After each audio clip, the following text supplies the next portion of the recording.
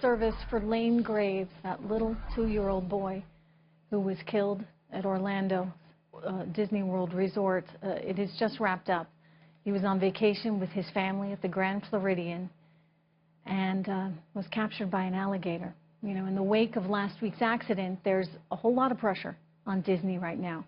What did this company know, if anything, about the gator problem, and who at the company knew about it?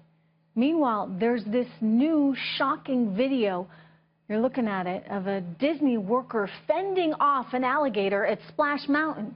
Inside Edition obtained this video, and get this, it's apparently from an incident back in 2009.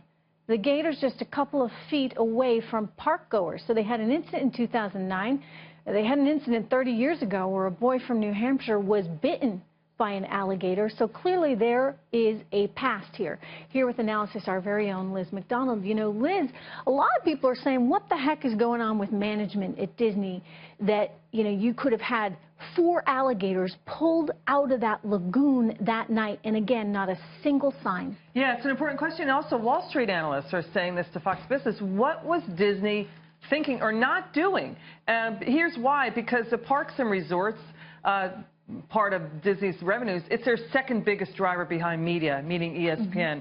And so, you know, if you have that, it's such a terrible risk that you've known about since 2009, or at least your workers knew about, and reportedly they told upper management, why wasn't anything done? And, you know, Trish, at the same time, you know, Disney is under CEO succession issues. What do I mean? You know, Bob Iger, who was supposed to step down April 1st of last year, he's been asked to stay on until 2018. He's 65 years old. We know that CFO Tom Staggs, who ran Parks and Resorts, he left the company. So what is the succession plan? So that's another issue for Disney. You wonder if a tragedy like this, where the company's now so much in the spotlight, is actually putting pressure on the board to say, we got to have a succession plan. I mean, Tom Staggs was supposed to be it. Now, he might have not made it, given that he was running the parks, and, you know, he might have gotten tarred with some of this himself. Yeah, that's right.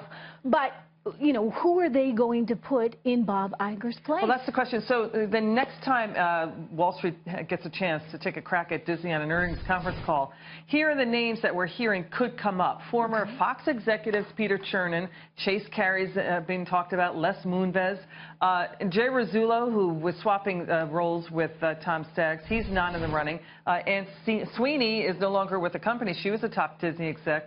So, you know, we don't know if Les Moonves would leave CBS. I mean, Sherry Redstone likes Les Moonves, wants to maybe have him take over the CEO spot for the entire Viacom company. So the fact that there's question marks over that, the fact that the media properties aren't doing so great in the last quarter, and Parks and Resorts didn't come in as strong as possible, I mean, that's an issue. We know that shareholder return under Bob Iger tripled, nearly tripled since 2005. I mean, he's done wonderful things with the company, for sure, and a lot of shareholders have been very pleased with his performance.